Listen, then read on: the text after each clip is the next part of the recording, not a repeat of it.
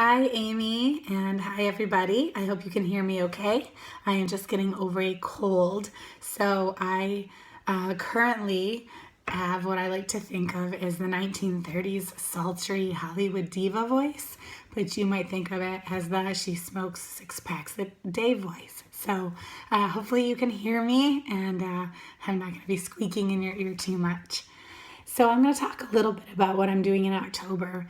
And Brandy really challenged me with some calendar blocking ideas because honestly, there are days that I go to my office and I know what stone chipping activities I'm going to do that day, whether it's sending emails and writing thank you cards. But when it comes to being strategic and doing more of a monthly or even seasonal planning and really having that growth mindset, sometimes I just forget where I want to go that day.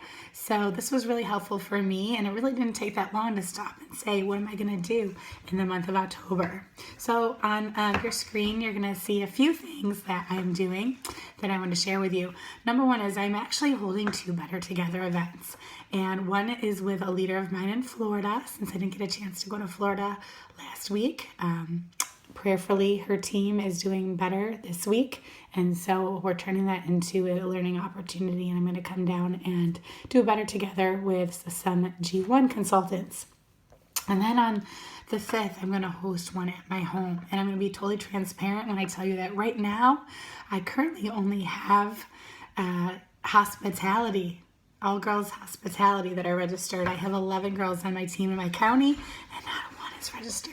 But that's okay, ladies, because this is actually giving me an opportunity to reach out to those women that I wouldn't have otherwise.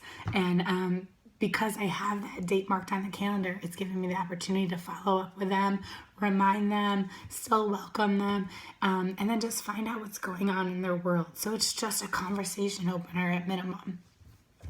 I also am going to be revamping my Facebook parties.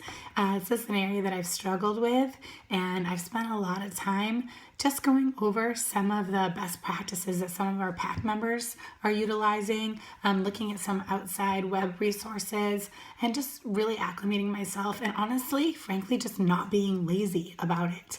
I've relied on my assistant, I've relied on ScentShare, I've relied on stock footage, and frankly, it's not okay. I wouldn't rely on any of that at a home party, and I really need to train myself to not do that with my online parties. So I am trying a Monday to Thursday. So you'll see the 5th, 12th, and 19th and 26th. Basically just to keep myself organized. I'm going to have those parties start on the Monday, and I'm going to go to Thursday and then do a 20-minute live as a culmination of each of those parties with the goal of closing by Friday or Saturday, and also knowing that orders can be collected and direct shipped even prior to that Facebook Live. So that's super exciting.